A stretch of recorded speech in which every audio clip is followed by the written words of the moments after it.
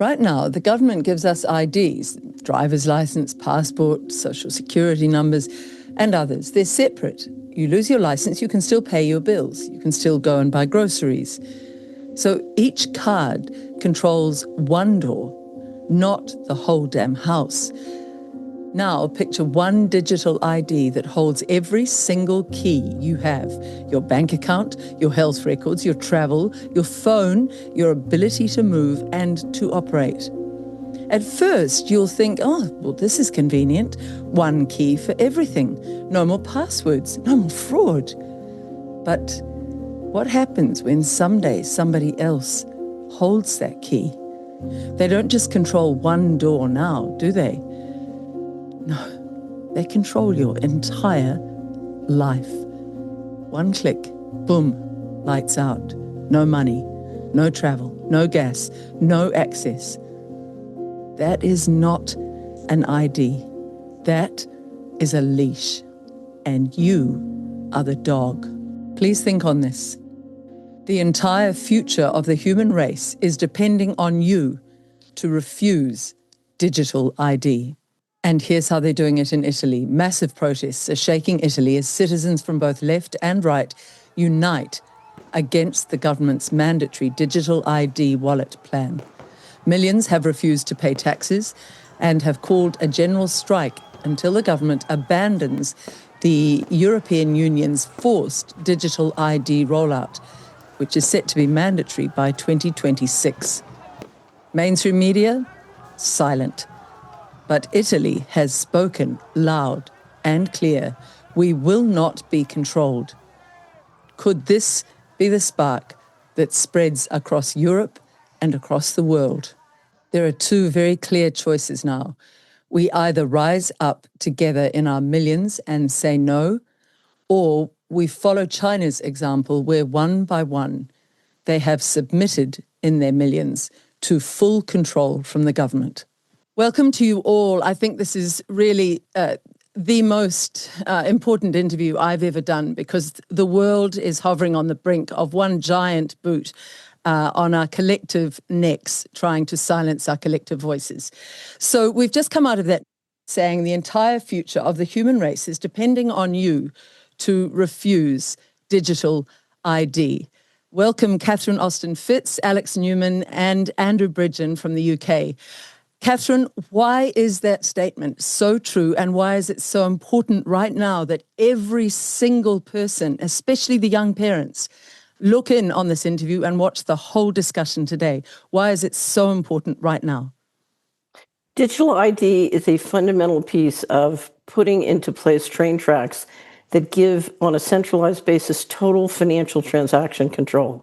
So our transactions stop being something that we can freely do as we choose and are completely under a surveillance and tracking system and can literally control us each individually in very fine-tooth ways. So you can literally say, I don't want you eating real meat, you can only eat lab-grown meat, or I don't want you being able to go to a pub and drink, or the lockdowns are here and I don't want you leaving your house, so your money won't work if you leave your house. So we're talking about complete authoritarian control. We've lived in a world, Liz, where the central bankers control monetary policy but not fiscal policy. And that's what so Alex and I are in the United States, that's what the Revolutionary War was fought about, taxation with or without representation. And now you're talking about the central bankers literally being able to replace legislative representatives in the executive branch and have complete control of fiscal policy through the money and literally put everybody in a digital concentration camp. So let's just tease that out. Monetary policy is all about the credit that's given to people, and fiscal is about the tax, is it not? Right, so it's running the currency, and you have to understand this is not a change in the currency. Every 80 to 120 years, the central banks put us through a reset of the currency system, and often when that reset happens, you evolve or you move the currency. And we are in a reset, but the thing about digital technology is it allows them to end currency completely and go to a state that Patrick Wood calls technocracy. So complete control by rule systems. You don't need markets, you don't need currency, you don't have any liquidity, you just go to total control. And the reality is that total control is being implemented in a world where, as we see from the pandemic, the leadership believes that they can engineer much longer lives for themselves, and they want a much smaller population, particularly with automation. So we've certainly seen that in the UK with what happened, not just with the shots, but with euthanasia, and what's happened to the elderly. We're seeing it in America too. So unfortunately, we're talking about giving unprecedented powers, the likes of which the world has never seen, to people who really do want to depopulate us. And who really want all of it for themselves. I mean, the head of the Bank of Yes. International Settlements looks like Mr. Creosote in Monty Python. If you've ever seen him, he looks bloated, beyond bloated. He looks more like Jabba the Hutt, actually, doesn't he? At least we actually, can still... I have to say something nice about Augustine Carson's, because it was the first time in my life. So we have a great list of short videos. I love 1 minute or less videos to show to policymakers. And we have that great 59-second video of Augustine Carson saying we can make the rules and we can enforce them centrally. And that was the first time that I had ever seen a central banker tell the truth, in plain language. And I almost fell off my chair, and we clipped it and have sent it everywhere. But he's one of the few guys on the world stage who's telling you he wants complete control. Our analysis on CBDC, in particular for the use of general use, we tend to establish the equivalence with cash, and there is a huge difference there. For example, in cash, we don't know, for example, who's using a $100 bill today. We don't know who is using a 1,000 peso bill today. A key difference with the CBDC is that central bank will have absolute control on the rules and regulations that will determine the use of that expression of central bank liability. And also, we will have the technology to enforce that. Those two issues are extremely important, and that makes a huge difference with respect to what cash is. I very much recommend your short clips on Solari.com, and we'll put the links here. They are worth every parent, everybody who wants a good future for their children to look at. Alex Newman, what's your reaction when you hear what Catherine said there in the opening salvo? Well, I agree, obviously, with everything that Catherine said. They are trying to build a digital prison, a digital gulag, the likes of which the world has never seen. Now, even if these were wonderful, well-intentioned people, that would be a really bad idea, right? Just giving anybody this kind of control is a recipe for disaster. But then you factor in what Catherine alluded to. We know stuff about these people. We know what they believe. They believe there are too many of us on this planet, as Catherine pointed out. They believe we have too much privacy. They believe we have too much freedom. They believe that we shouldn't be eating meat if we're allowed to eat anything at all. They don't believe we should be able to educate our own children. They believe we should lose freedoms that until recent years we didn't even think of as freedoms that needed to be defended. And I encourage everybody to just remember back a few years ago. You couldn't go to your work if you were non-essential, which was most people. You could not go visit your grandma as she was dying in the hospital. You couldn't go to church, but you could go riot. So these megalomaniacs, the best thing you can say about them is that they're psychopaths. They have some sort of mental problem that makes them a threat, not just to themselves, but to all of us. I would argue that it's even worse than psychopathy. I believe there's a very real case to be made here that these people are under demonic influence, if you will. There's something that just makes them hate humanity, hate life, hate God. And so to give that kind of power, I mean, that's like giving a nuclear bomb to a mass murderer, a chainsaw murder. It's the most dangerous thing you can contemplate. And when you realize all the different things that they'll be able to control with these digital IDs and these digital currencies, and to go back to Agustin Carstens for a minute, he actually talked, I've got a video of him where he's talking about the unified digital blockchain ledger, where every asset in the universe will be tokenized, and you'll only be able to interact with that with your digital ID and your central bank digital currency. They'll be able to shut off any person in the world from being able to interact with society. This is probably the worst idea that a person could think of, and yet we're being stampeded into it as we speak. We all just saw the British Prime Minister come out and say, you're not going to be able to work if you won't take this digital ID. It's rolling out even here in the United States. I can't emphasize strongly enough that we must fight this with every fiber of our being, like our very lives depend on it. Because they do. Andrew, right. you've been a leader in the UK in pushing back against Starmer's tyrannical overreach. Tell us where the petition is at. Do you know the numbers that have signed that petition in the UK? And just give us an overview of the UK at the moment, a snapshot. What's happening there? No, it's nearly 3 million. I think actually they switched it off at about 2.85 million because it had got there in a matter of days, and they normally run for 6 months. But I think it was switched off because it was just too embarrassing for the government. I think I agree with what Alex and Catherine have said. It's been clear to me for quite some time that the social model selected by the world's elites behind the scenes is the Chinese social credit score system. They've decided that's the desirable social model for the world, and our governments around the world are in lockstep once again, implementing a policy which they've never sold to the people. It wasn't in their manifestos. It's just being implemented surreptitiously. I think if we can stop digital ID, that means that basic Agenda 2030 can't happen, can't be inflicted upon us without digital ID. There'd be no carbon credit scoring allowances. There'll be no central bank digital currencies or tokens.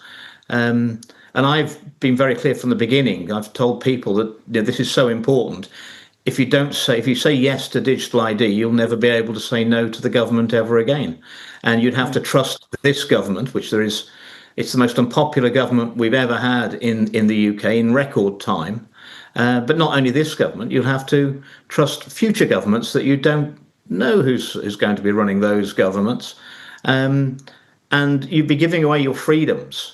Not only your own freedoms. There's no way out of digital ID. It's a trap, and it's always easier to avoid a trap than get out of it once you're in it. I don't think there's any way out of it once you're in it. They'll have so much power over us. And you'll be condemning not only your children, grandchildren, but future generations of our nations yet unborn to effectively digital slavery. And they'll never know the freedoms that we gave away. And they're not our freedoms to give away for future generations. And this is the hill, I'm afraid, another hill we have to stand on and fight on.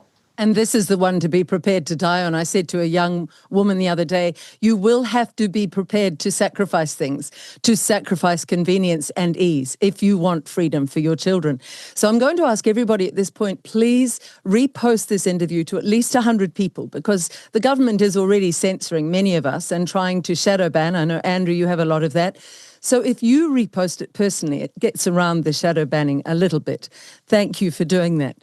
So, Andrew, you posted the little children that we saw at the opening here, all with a QR code, as if they are a barcoded item in a shop, all waiting for mandatory vaccinations. If we say no to these vaccinations, we lose all our privileges in society.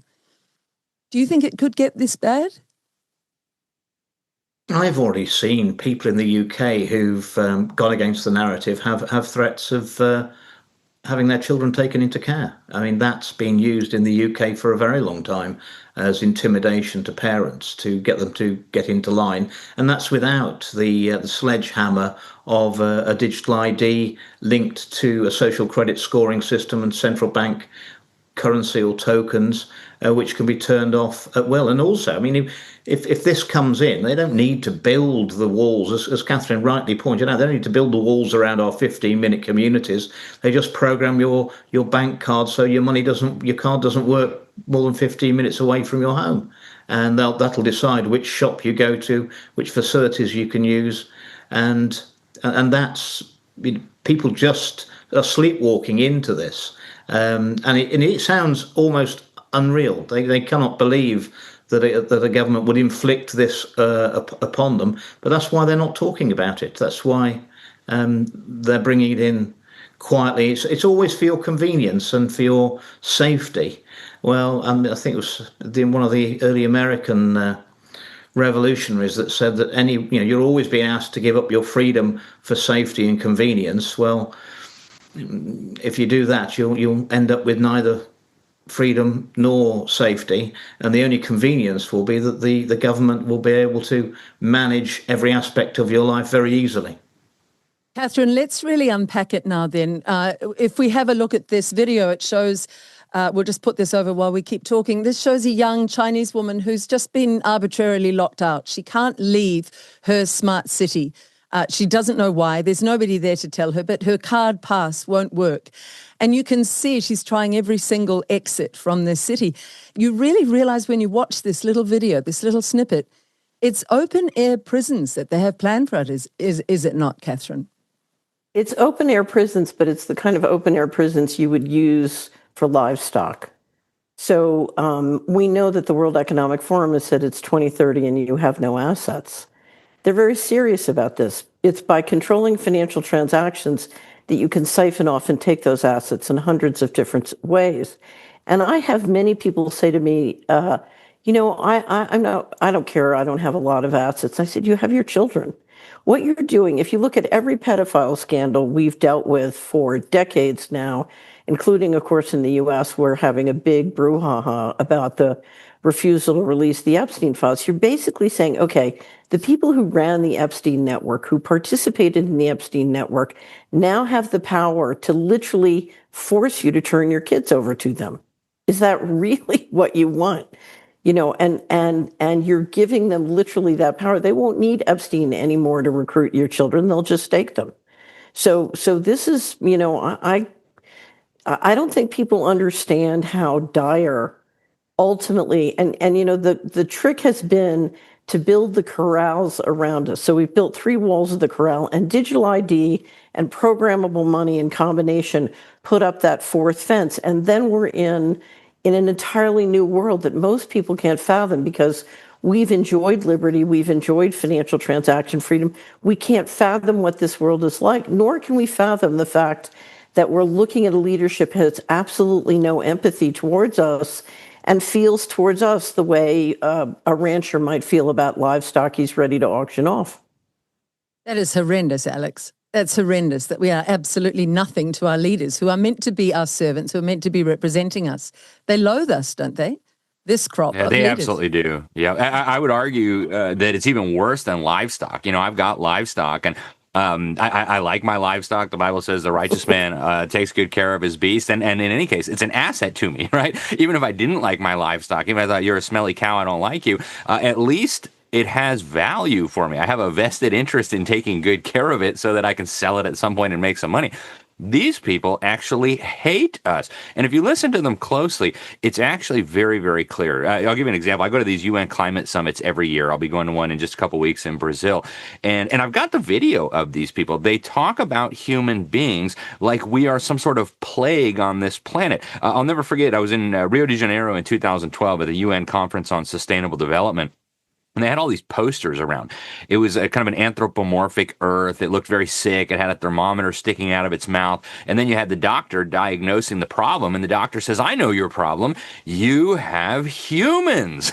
Humans are like a cancer on this planet. It's the same general philosophy that we saw in the Club of Rome report in 1991, the first global revolution. As the Cold War was coming to an end, they needed kind of a new pretext to have this huge government, these massive taxes, this micromanagement of our lives. And they came up with the idea, and people can read this report themselves, you can order it on Amazon, that we needed a new enemy. And so we came up with the idea of the environment being threatened, of global warming. And they said that way, the enemy is humanity itself.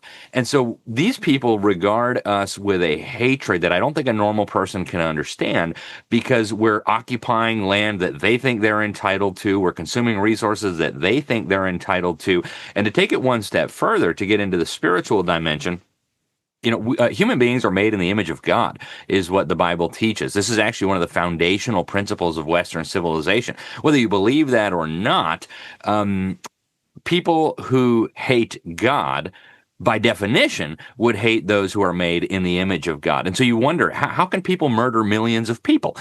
We saw it in China. We saw it in the Soviet Union. We saw it in Nazi Germany. And a normal mind doesn't comprehend this, because a normal mind doesn't want to murder millions of people. Your neighbor doesn't understand that there's a significant segment of the population, I don't know what it is, 1%, 2%, 4%, that hates humanity and is willing to actually exterminate millions of men, women, and even children. And get joy out of that, feel that they've accomplished something positive by that.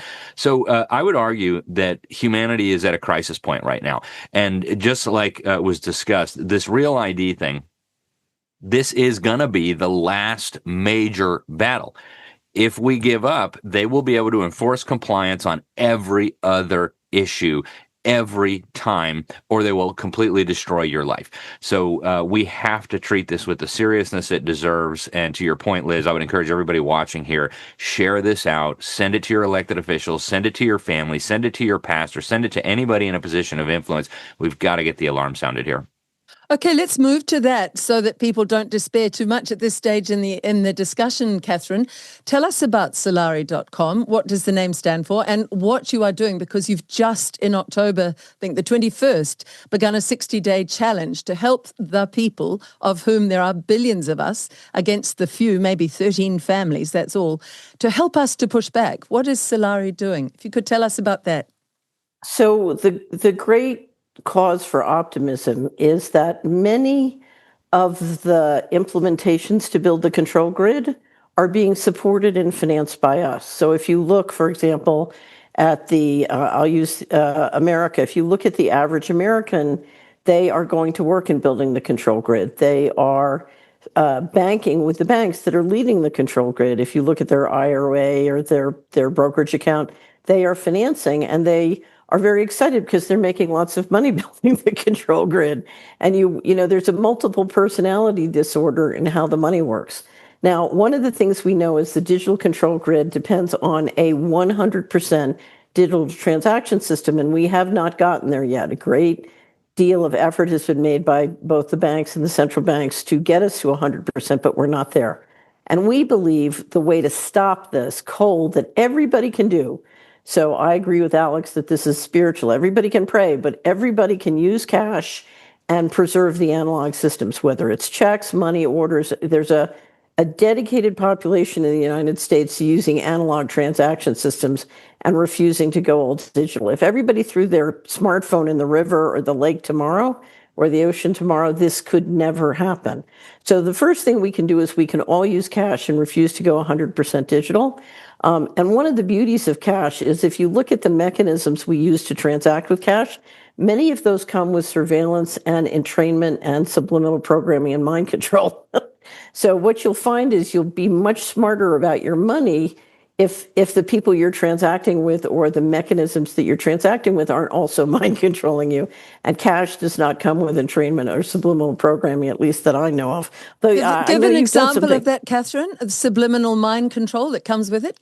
Tell people how they may be being manipulated, coerced. Right. So digital electronic systems, whether on your TV or your smartphone or your laptop, can integrate basically mind control technology. So I first found out about this in the 80s. I overheard a conversation by two billionaire types I wasn't supposed to hear. And they were talking about entrainment, subliminal programming, and grossly oversimplified. Entrainment makes you resonate with something you normally wouldn't resonate. And then subliminal programming comes in through the resonation suggesting. And and I first started to write about this at Solari because as an investment advisor, it was being used to market financial fraud. So a lot of times you see people who've lost money on healthcare fraud or financial fraud. Often those are marketed using entrainment technology. Also, people buying things they can't afford, those are marketed with entrainment technology. If you come to Solari, we have put in the words mind control in the search box. You'll pick up our collection, and we have a wealth of information. We just did a great interview called Cognitive Liberty with Josh Steinman on all the different things from mind control to propaganda that are done to basically make people persuadable. Of course, we know the big one being the pandemic, that the shots did a variety of things to people that really hurt cognition and their ability to protect themselves.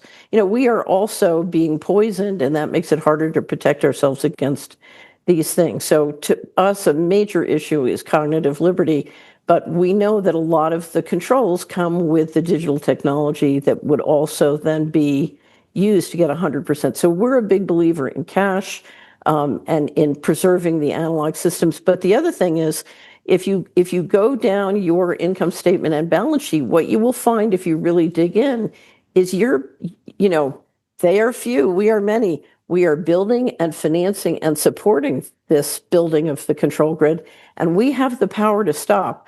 I dare say, if everybody in the UK tomorrow said, I'm going to do everything I can to leave the banks who are supporting this. I'm going to do everything I can to stop investing in the companies that are doing this.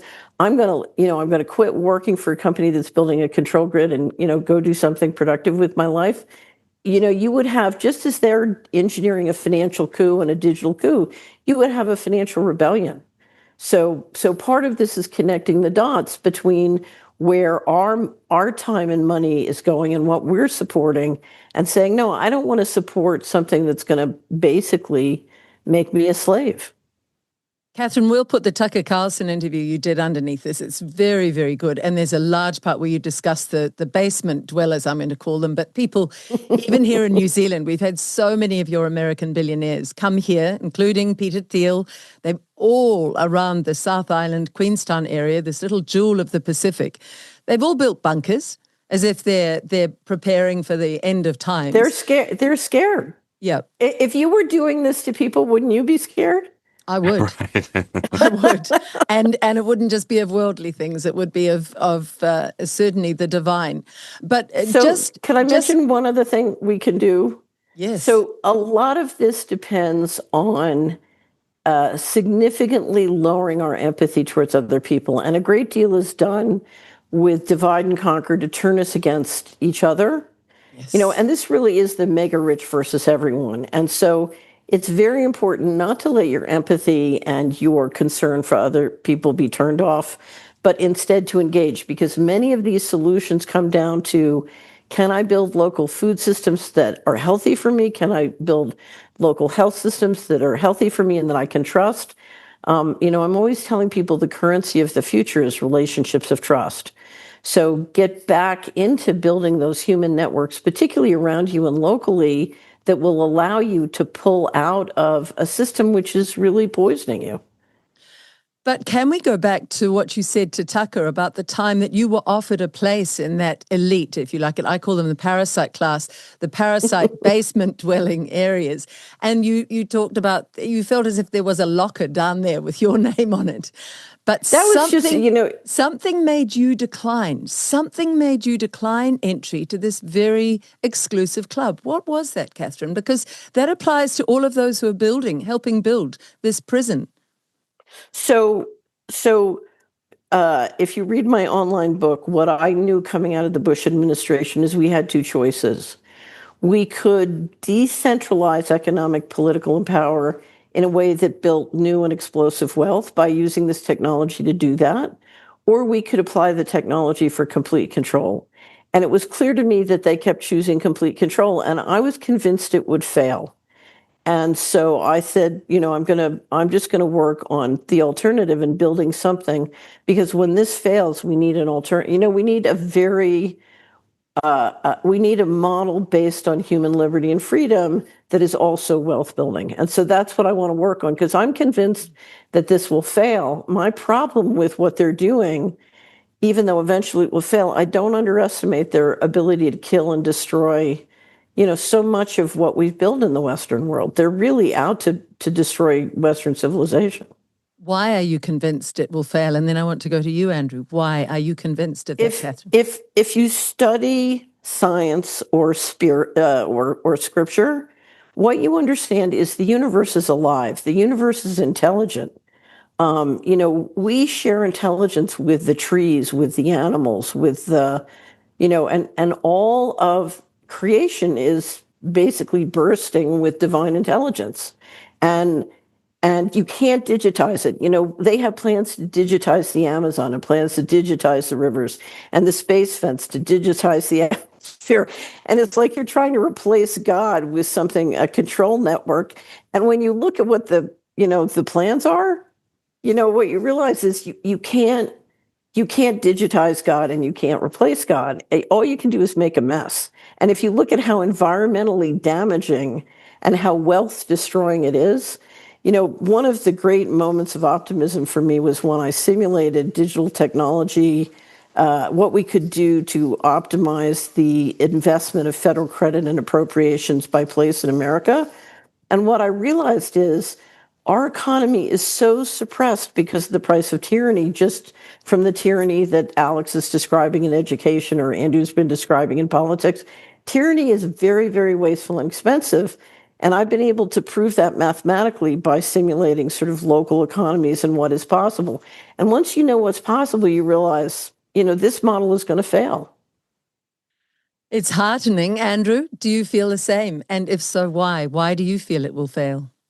Now, 14 years in Parliament and observing what was going on, I don't think we've ever had free market capitalism. I think we've had crony capitalism, and that isn't driving up. That's why we have tremendously low growth rates in the so-called developed world, because it's not real free markets, and the best companies with the best products aren't the ones that are thriving, because it's a club, and if you're not in that club, you've got a big problem. And if you're in the club, you don't have to make the best products most efficiently to control the markets, and that's where it's all gone terribly wrong.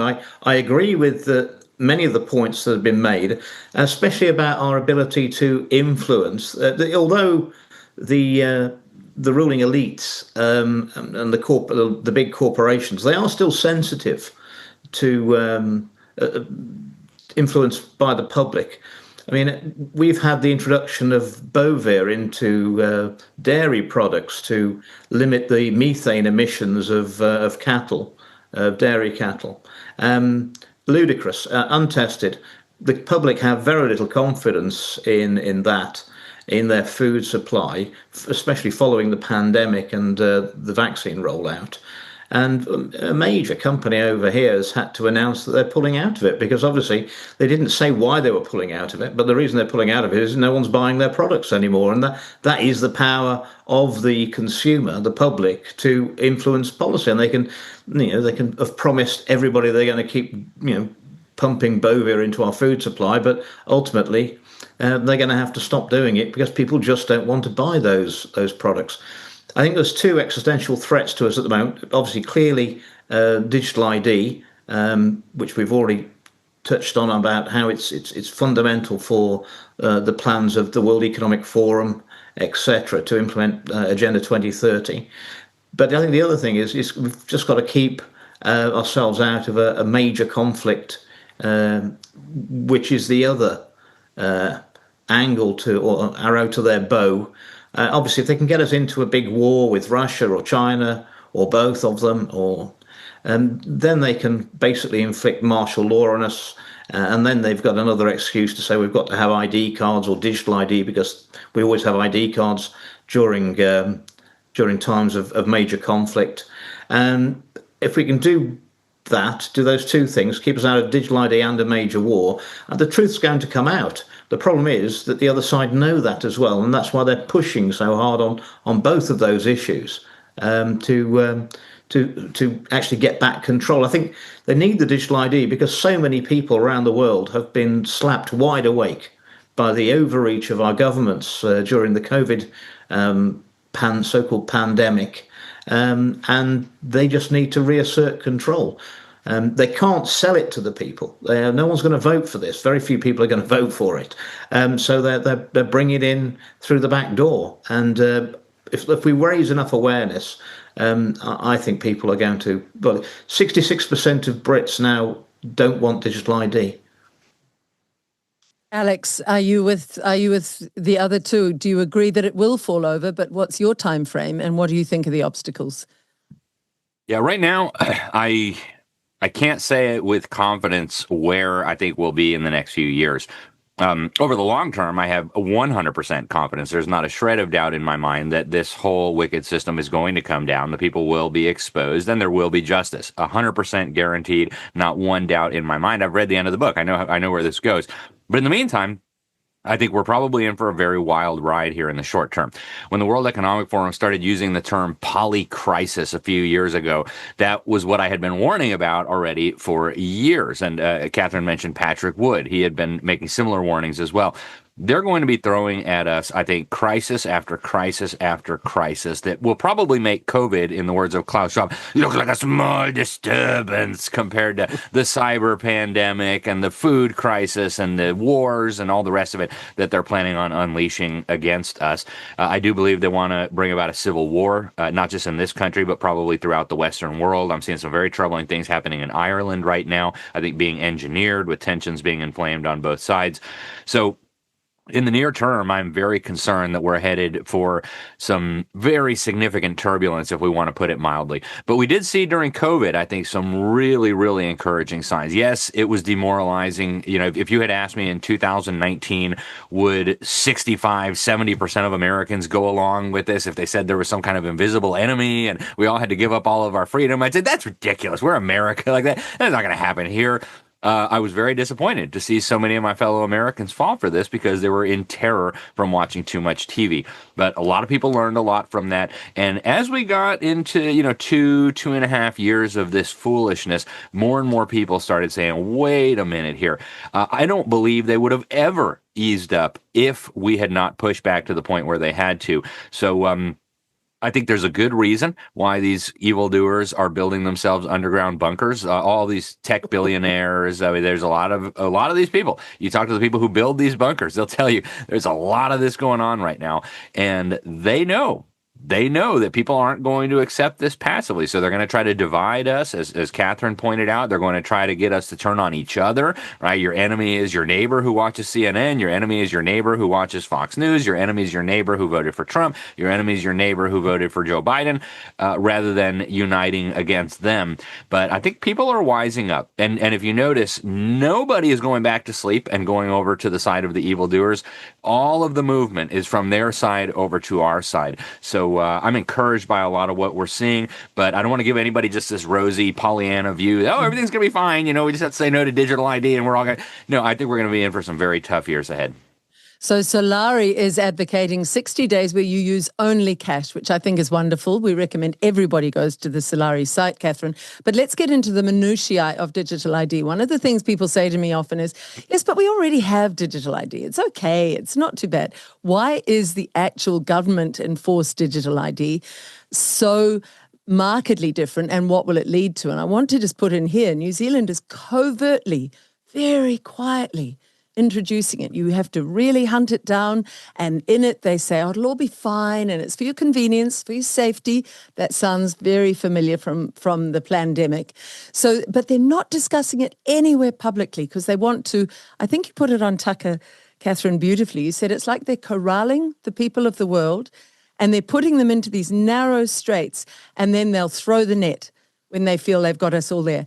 So what is it that people really need to understand about the effect of this? Why is it so different from what we have now? So we've all been watching the data centers be built, and a lot of enthusiasm about AI.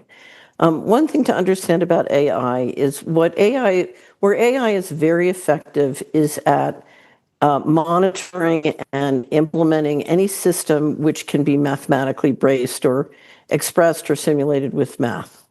Okay, and so what that means is spatial movements or financial transactions, it can handle mammoth amounts of data. So financial transaction control and a digital ID depend on exceptionally high precision of identifying that Liz is Liz and Andrew is Andrew and Alex is Alex. You need extraordinarily high precision, but you also need extraordinarily high precision where it can be interoperable with similar systems all around the world so that it's essentially one giant interoperable high precision database. But then you want to set it up so that it literally has a corporate contractor backdoor. So the governments will basically require the system, but if you look at who has backdoor from the intelligence agencies, the military, the corporate contractors, you're talking about a very different group of people who really ultimately control it. So the digital ID gives you the very high precision identification that you need to then move to the financial transactions and handle this enormous load of data and do it in a way that doesn't require enormous amounts of customer service and tech support because it's way too big and too high moving, so that the precision and quality of the digital ID and its interoperability and then access behind the scenes to the real players pulling the strings is it's a combination that is necessary if you're going to put this in place. So never underestimate. It's vastly different from what we have now. It can really dig Yes. down into every single detail of our lives. Every single detail? Yeah. Would that be fair? Well, you're talking, again, back to programmable money. You're talking about creating both with stable coins now, in some places central bank digital currency, in some places stable coins, and then asset tokens, affecting them, basically integrating them as programmable, call it the social credit system. And that is you're basically talking about all the transactions on the planet, but building it on a distributed blockchain. And you don't want to start pouring data into a distributed blockchain ledger unless you've got very high precision data. So what does it mean for me as a mum or a grandmother? Does it mean that if I own a house, for example, let's get down to people's lives, Catherine. If I own a house, and I have a mortgage, would my details with the bank and the mortgage be all online then, because it's part of my digital ID profile, right? In theory, where they're going is that will all be online and available in the distributed ledger. So in essence, in one sense, you have no privacy, although I would argue the people who can always access and use that data require a certain amount of capital to do the data analytics. But you're going to have a lot less privacy than you have now. But the other thing is the ability to use that data to extract value from you is extraordinary. So let me give you an example. We create an asset token on your house. I heard one software developer saying, the great thing about tokenizing your real estate is then when you check out at the grocery store, you can pay for your groceries with 0.01% of 1% of your house equity. Well, you can imagine if I can start to extract your equity in those variety of ways, how quickly it will be to be able to siphon off ownership and control of your assets. So, with programmable money, basically the opportunities to take the one I use the most, because people say, again, I have no assets, so I don't care. Imagine getting a call in 2030 that says, you have 3 kids. If you don't transgender them, we're going to turn off your money. And 6, 7 years ago, I would have said, oh, that's nonsense, just like Alex said earlier. Now, after the pandemic, I absolutely can see that as a possibility. Catherine, I brought up the house because somebody said to me, if, for example, a hacker got in, and let's face it, with AI, with robots, hacking is going to be so easy, which is why I think Bitcoin is not even safe now, because they're going to be able to hack so effectively. But say somebody got in and was able to hack my house ownership and take over the title. To whom do I have redress? And this person said to me, there is no one, Liz. The government won't. There's no one. The government There's won't no cover one. that. There's literally no equivalent of customer service, tech support, or, in theory, someone could say the courts might be a place to go, but I think trying to get any fixes is going to be extremely difficult.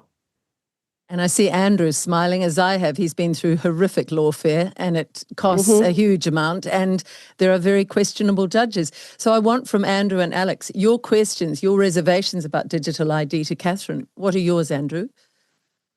Well, I gave a speech on Saturday at a rally in Cardiff, the capital of Wales. And that's apparently the city that had the first facial recognition cameras installed, and there were 4 of them just across from where I was speaking. I'm aware that a company called Fujitsu are involved in the UK in the development of the software for facial recognition cameras. And for those who aren't worried about the freedoms, as they should be, the efficacy of the technology. Fujitsu were the company that brought in the Horizon software for the post office, which was covered up for 20 years, that put thousands of people, criminalised them wrongly for a dodgy computer system. And what the shocking thing is that despite the Fujitsu Horizon post office scandal, that company's been given 150 contracts with the UK government since, and is intrinsic in the facial recognition software. So there will be mistakes will be made, and we're going to get to a system where computer says no. And there's nothing we can do about it. And I really don't trust the big tech companies. They've covered up too many mistakes in the past. And as to the integrity of the data and hacking, yes, of course, it's going to be a target for hackers. And governments have got a lamentable record of allowing data breaches. But I mean, I think the government's going to sell our data to whoever's got the money to buy it. And if anybody thinks that's going to be irresistible to the, I'm afraid, corrupt politicians that we have in office around the world, of course they're going to sell our data. Catherine, your reply to that, I see you nodding. So I was a government regulator and dealt with what we would call leakage. So I know a lot about politicians selling data, but I think it's worse than just selling it, because they're going to set up arrangements for corporate contractors and cloud services where, the system is designed up front to share, in a very large and systemic and permanent way. So it's going to be much worse than just collecting and selling. It's going to be, it's not, the government will not be in control on day one. Alex, it's horrifying. I mean, it's horrifying to think if I was a very expert hacker and you had a lot of money in your account, I could go in there, take it. You have no one to whom you can turn. You have no redress for that. That's the vulnerability we're talking about for every human if digital ID is brought in, is it not? Oh, there's no question about it. In fact, exactly 1 week ago today, my Facebook was hacked, and I've been trying for a week now to get in touch with somebody there. Nothing, absolutely nothing. So, hacking, I think, is a major concern. And in fact, I think it'll be used as a pretext to move us one step further down this road to digital tyranny. But I think what people need to understand really at the end of the day about a digital ID is the digital ID itself is not the problem. It is the vehicle that will make all of the other stuff not just possible, but almost inevitable. Think of it like an on-ramp to a superhighway that has no exits. Once you get on that on-ramp, you can't turn around. There's nowhere to get off. And you don't have to speculate about what they want to do because they've already told you. Just listen to some of the sessions as a World Economic Forum. Listen to Yuval Noah Harari with his nonsense about Homo Deus and surveillance under the skin. Pick up a copy of Klaus Schwab's book on the Fourth Industrial Revolution. He summarizes this in one sentence. He says it's a fusion of all digital, physical, biological identities. And then he breaks that down in the book.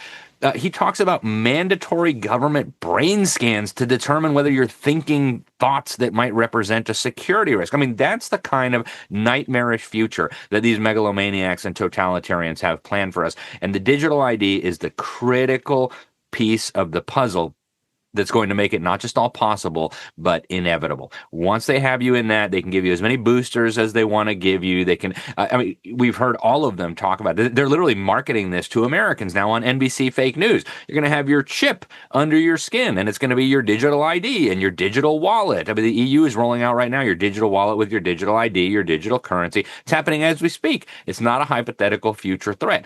There are thousands of lemmings in human bodies walking around Sweden right now who have their microchip with their COVID vaccine passports.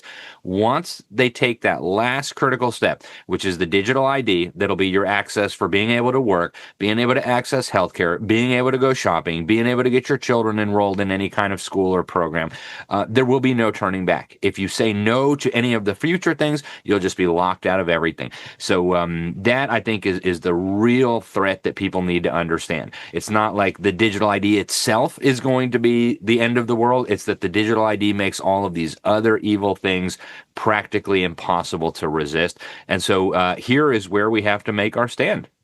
I've been warning about this for at least 15 years. I mean, when they came out with ID 2020, this was, I think, 15 years ago. I did an article about this in the New American. It was already obvious to me then. People can go back and read that article. It was Bill Gates, it was Microsoft and Gavi, it was the Rockefeller Foundation. Like, I mean, why were Bill Gates and the Rockefellers plotting to give us digital IDs at the international level 15 years ago? Was it because of COVID? No, it's because they understood it. And at the same time, by the way, they launched the Better Than Cash Alliance. This was 2012. Again, I covered this in TNA. Ford Foundation, United Nations, Bill Gates. I mean, all the same suspects. Visa, MasterCard. They've been planning this for so many years. So we don't have to speculate. We know exactly what they want to do with this. And yeah, the hacking, the cyber crime, all of that will be a great excuse to move us more in that direction. And it's being implemented, unfortunately, piece by well-meaning people. Texas is having this debate right now. They want to make you have to give your ID to all these big companies to be able to access pornography. Now, I don't think people ought to be accessing pornography. That's my opinion. But the idea that the legislators are being told is, well, this is how we're going to protect children from pornography. So each little piece of the infrastructure is being built with seemingly good motivations. The digital ID is the big prize after which there will be no exit. There will be no U-turn. So folks, pay attention here. Catherine, the UN, what's the role of the UN in all of this? And I think we do need to move to Agenda 2030. And my question, when is Bill Gates going to be locked up? He is just so evil. But the UN's role in this, Catherine? So the UN is a collaborating, coordinating body. And to me, the real power, of course, is where the money is with you have the World Bank, the IMF, and the BIS, and these other organizations that have sovereign immunity. And so we've created an international construct of organizations that have sovereign immunity and extraordinary resources to provide a forum to not only collaborate about these things, but incentivize everyone to help. In America, the UN has less of an impact than I feel it does when I'm in Europe. I will say this, and I wanted to respond to what Alex was saying. We have seen remarkable moments of good news in the last year. So after the floods in East Tennessee and Western North Carolina, the central banks in Scandinavia, who've been in the lead of getting rid of cash, came out and said, you can't depend on the electrical systems. And we really do need cash, and we're not going to be resilient.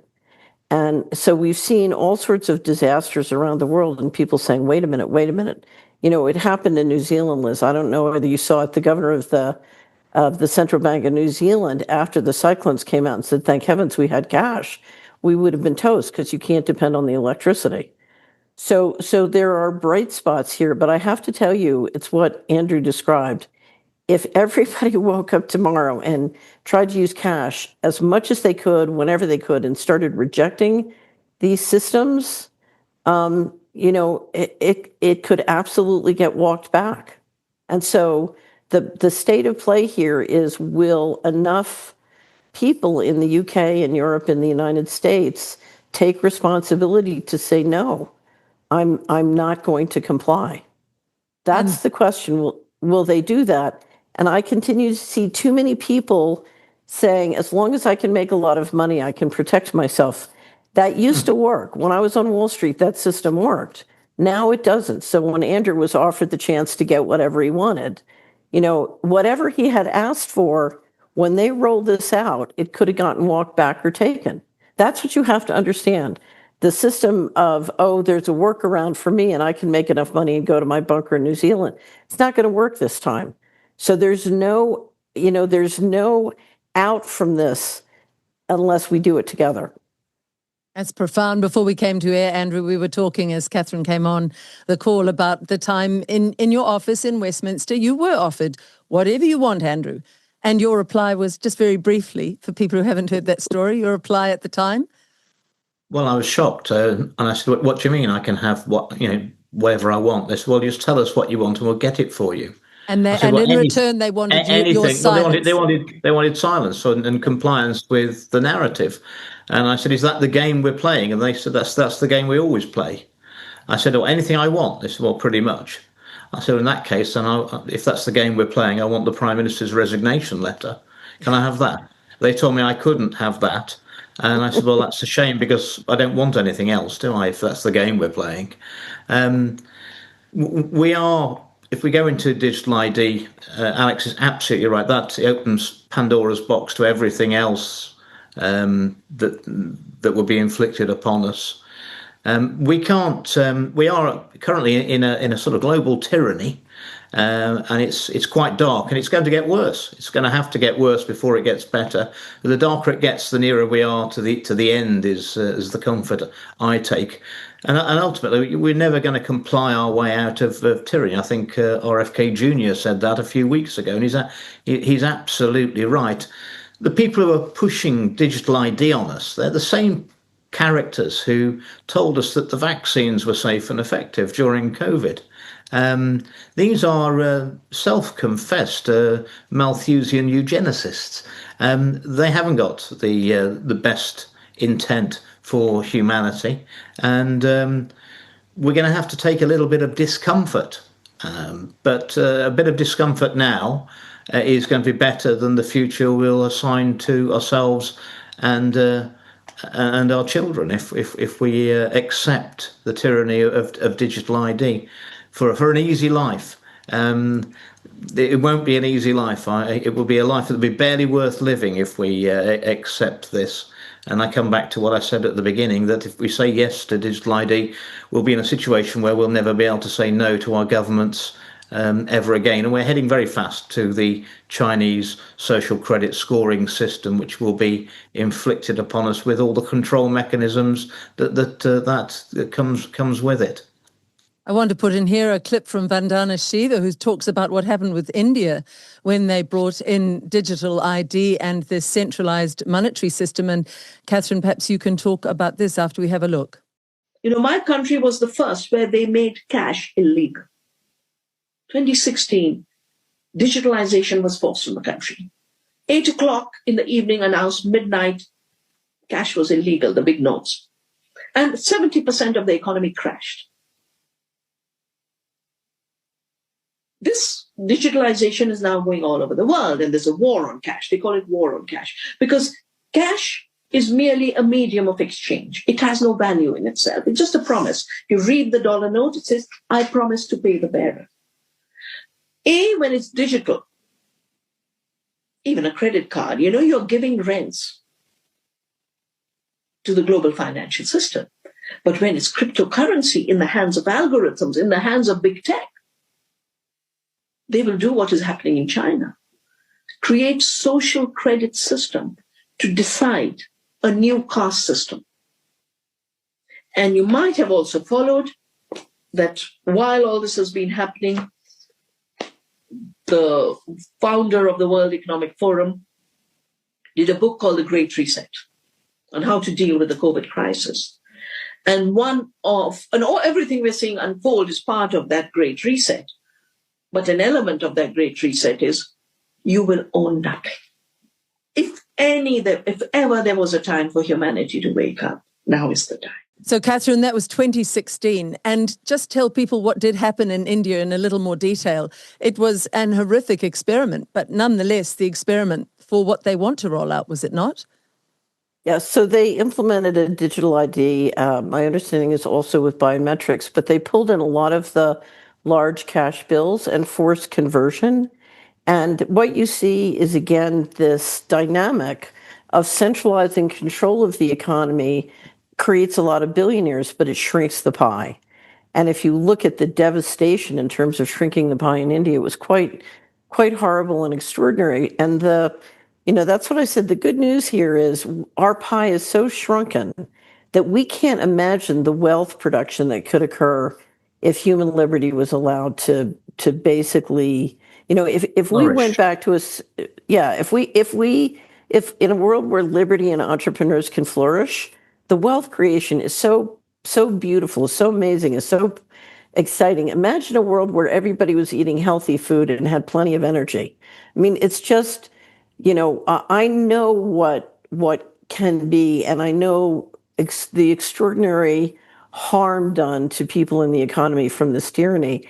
And I think if I have to say anything, the history of freedom is it always looks dire and hopeless. And then, magically at the last minute, freedom sort of takes over and wins. And we've seen that many times, both in Europe and the United States. And I'd love to share some stories someday if we have time. But, we have to get there and we have to believe it's possible.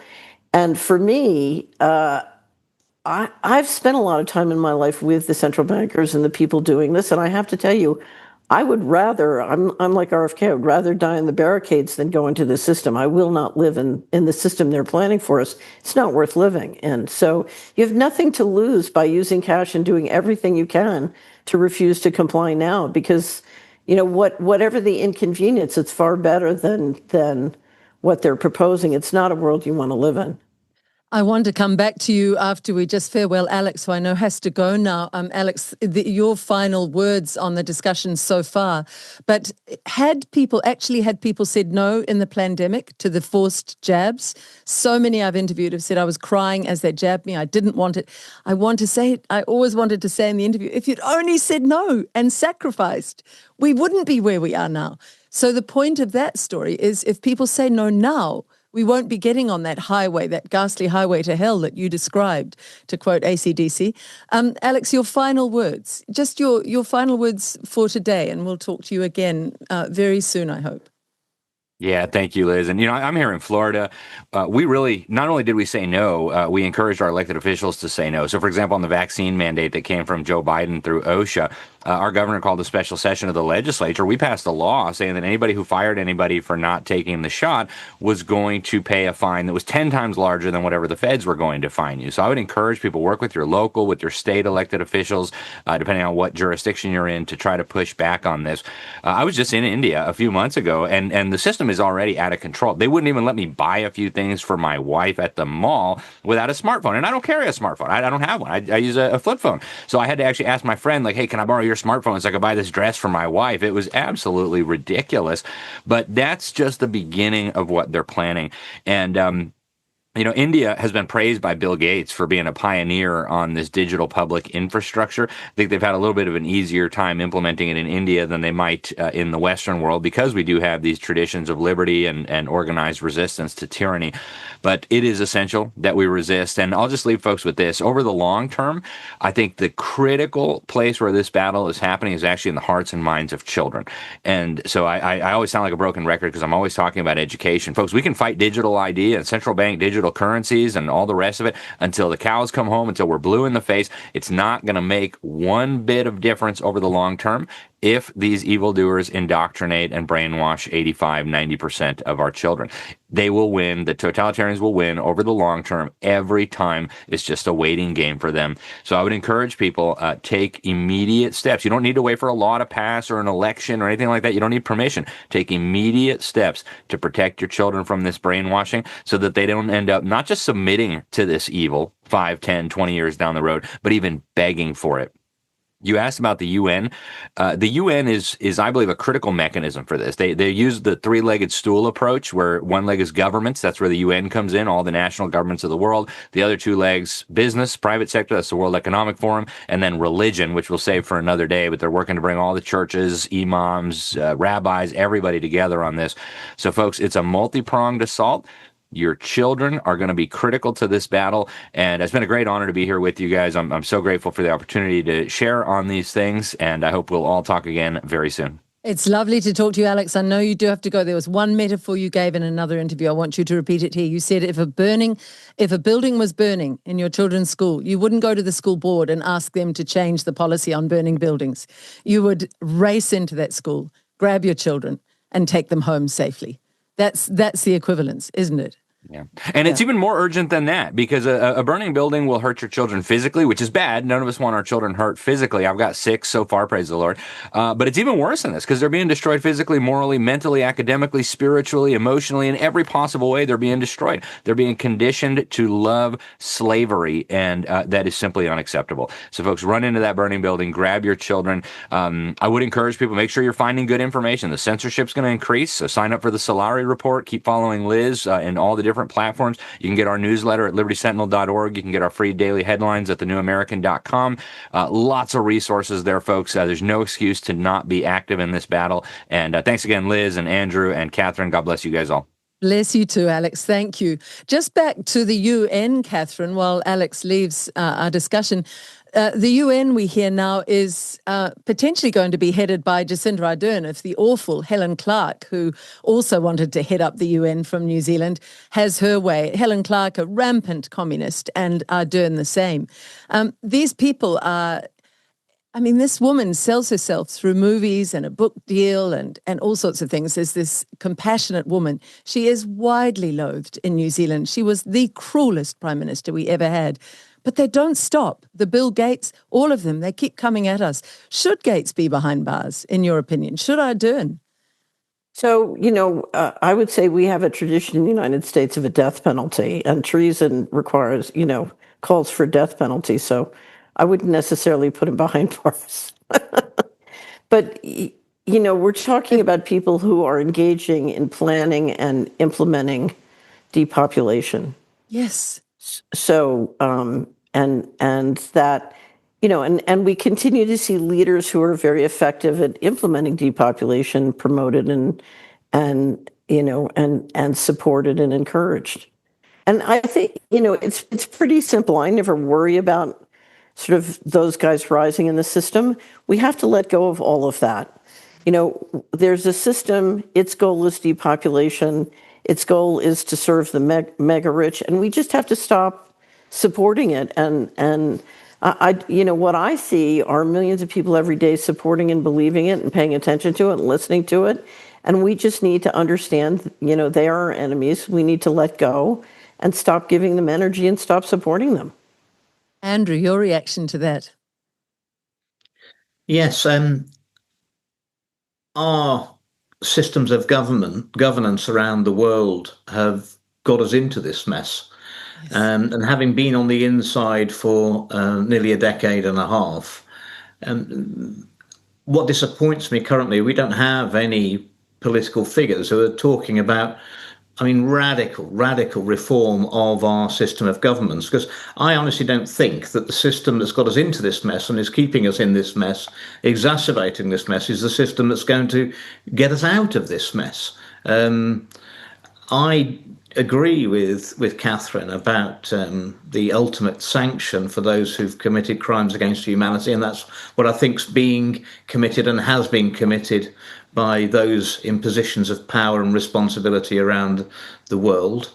I did raise this in the House of Commons a couple of years ago, much to the consternation of the members who were present, when I said that historically I'd always been against the death penalty, on the basis that if it's morally wrong to take a life, it's wrong for the state to take a life in revenge. But I did say that the events since the pandemic have made me reconsider my position on this, and that for crimes against humanity, where the number and the harm inflicted is so huge, that there may have to be the ultimate sanction. Obviously, the Chamber, I never mentioned what I was all about, but the Chamber were fairly heckling me at that point. I think they knew what I was aiming at.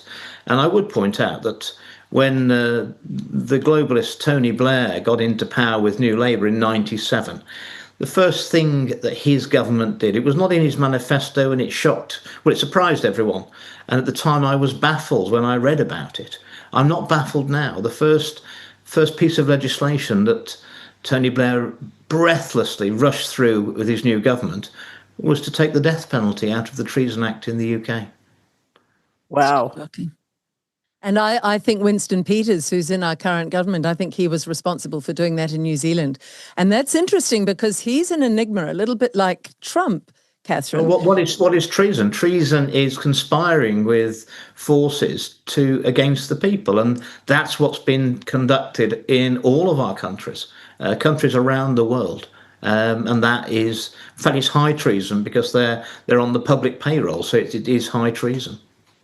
Extraordinary. And Catherine, I was just trying to align Winston Peters here in New Zealand, who's an enigma. He seems to be our friend 1 minute on the freedom side. The next minute he's looking the other way while they pass these draconian measures. He does seem to have his parallel in Trump in America.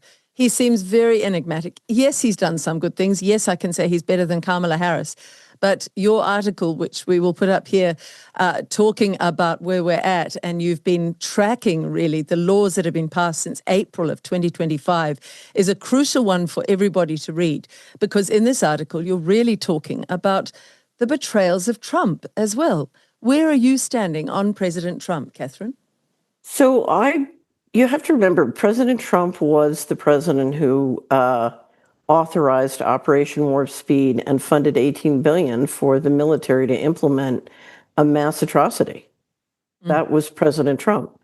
So in about 6 weeks, it was early summer, I said on the Solari report, I believe that the bankers have chosen Trump because he's the man who can get conservatives to go along with the control grid. Using immigration election fraud, he will be able to sell the digital ID and the big tech solutions. And that's exactly what's happened. Although the reason we started to keep a collection at Solari, and everybody can read it by going to Solari and looking up just put control grid in the search box or go to latest and you'll find it because we update it every week. They move so quickly. Even I was surprised at how quickly they were moving to implement the different pieces of both programmable money and digital ID and other aspects of the system, including the data centers and the AI implementation. And at the speed at which they moved, starting literally the day after the inauguration with the $500 billion Stargate proposal for the data centers, and it was very quick. It was clear to me that someone had been working for a very long time on preparing everything and being ready to go. So now I can say this is Trump, but if you look at the US government, we have a annual expenditure of $6 trillion, $4 trillion comes in on taxes and other revenues, fees and tariffs, and then $2 trillion is borrowed. The United States government is in a debt trap. And so literally you have to do what the bankers tell you. And what we're watching is a Congress and a president who have been for many years, this is not just now, operating outside of the fundamental laws of the United States, particularly the financial management laws. You know, they are operating the government financially on a criminal basis. And I'm assuming it's because essentially that debt trap is being used to engineer control. And what you will find as a political matter is the problem that most politicians face in America. To give you an example, I was with a group of leaders in Idaho not that long ago, and one of them said, you know, every year we send $1 to Washington and then we get $1.19 back. And every time I try to enforce the Constitution, my constituents say I want the 19 cents. So there is an economic component to this control that's happening, and it's really put the central bankers in the catbird seat as they get all the governments in the world in a debt trap. When I had a wonderful colleague, Meryl Nass, who was working to get us out of the UN treaty, and she was talking with countries across Europe and in the United States. And the leadership basically said, we're in a debt trap. You know, we need to agree to this or else they'll cut off our credit. And so part of real solutions means we have to get deeply into the money. And the little secret that we've been talking about here, Liz, is if you give control back, you know, to a liberty-based entity or government or people, they don't need that 19 cents. If they have the flexibility to make that dollar work behind freedom, entrepreneurship, innovation, we don't need their 19 cents. We can make the economy work much better, you know, using fundamental principles of growth. We don't need their 19 cents. But right now, I think there are many politicians in that debt trap all around the world who think they need that 19 cents. Not only do you have a prodigious intellect, but you've also worked at the upper levels of finance. Take those of us who really don't understand into that debt trap. Who is the money owed to? Where does it come from? And what would happen if a country defalcated? If they said, you know what? We're done. We're done with your loans. I mean, I know that the IMF, the International Monetary Fund, people came to New Zealand in the early 60s to a prime minister called Keith Holyoake, opened up their bags and said, we've got all this money. And he took it like a fool when we were a great little independent country. And from there on, it's been a sort of domino effect of control from overseas.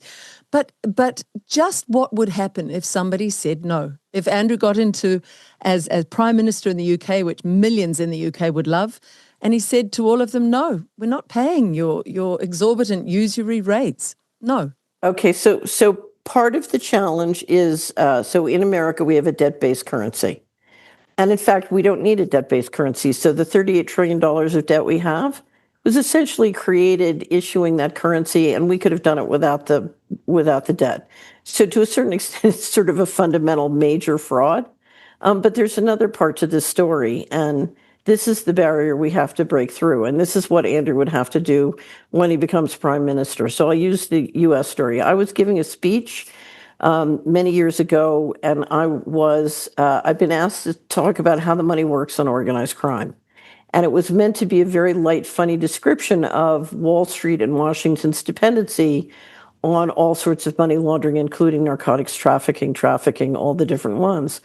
We had just had testimony in Congress in 1998 about the Dark Alliance allegations, where the U.S. military and intelligence was bringing narcotics into Mena, Arkansas, and it was around the crack cocaine explosion. Anyway, during that testimony, a reporter I was working with was told by the Department of Justice spokesperson that the U.S. economy is the global leader in money laundering and launders at that time $500 billion to $1 trillion a year of all dirty money, which is now with financial fraud, it's a much bigger number now. But so I was talking to the audience and I said, what would happen if we stopped being the global leader in money laundering? And we had a little conversation. The goal of the conference was to help our society evolve spiritually. So it was a very spiritually interested and aware, well-educated audience. And they said, well, if we stop being the global leader, that money would go to Hong Kong or Singapore, and we'd have trouble financing the government deficit. So our taxes might go up and our government checks might stop. And that money would go to Singapore or London Stock Exchange. And so our IRAs and 401ks would go down in value. And I said, okay, let's pretend there's a big red button up here on the lectern. And if you push that button, you can stop all hard narcotics trafficking in your neighborhood, your town, your state tomorrow. Who here will push the button? Out of 100 people dedicated to evolving our society spiritually, only one would push the button. So I said to the other 99, why would you not push the button? And they said, we don't want our IRAs to go down in value. We don't want our taxes to go up, and we don't want our government checks to stop. So, which is to say, if you became the president tomorrow, your political guy would come in and say, the American people just spent billions of dollars to get you elected, and now they all want their government grant, or they want a contract, or they want their COLA.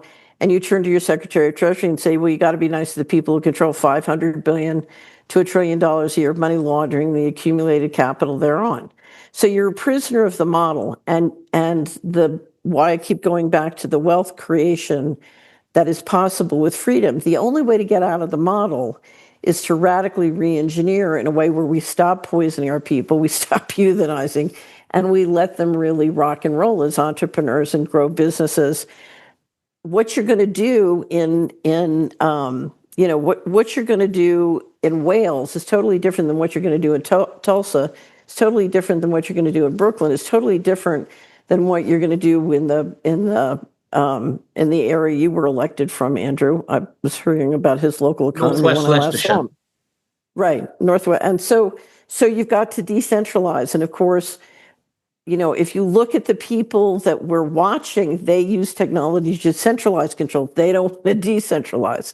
And so that's the tension here. And what Alex said about just going to the burning building and take your kids, we have to decentralize, but we have to do as much of it as possible by the just do it method, because the little secret sauce there is we can create wealth.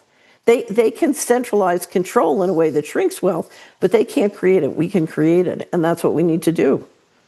That is beautiful, Andrew. We can decentralize by going to farmers markets and making connections with local farmers and buying directly and not going to the stores and not using the digitized money or any of the digital needs for control or facial recognition. We can just directly do our markets. We can grow our food. We can start to barter much more. Have these ideas been central to you, Andrew, when you've thought, how would I change England? How will I change England when I get back? Absolutely, but I mean, in my 14 and a bit years representing Northwest Leicestershire and taking control of the local council with my councillors in 3 years before that, in 2007, I mean, it's not an accident that with the right mindset, we took the poorest constituency in Leicestershire to the richest in 12 years. Delivered the highest economic growth out of 650 constituencies. Northwest Leicestershire consistently, once we got going, was delivering the highest economic growth in the country. And we built enough houses to keep the housing prices 30% below UK average. So above UK average household incomes, below UK average housing costs equals happiness. It's not rocket science. I'm not surprised that the powers that be wanted to get me out of Parliament. The way that my constituency was thriving was embarrassing to them, and it wasn't even a full-time job. It was a part-time job.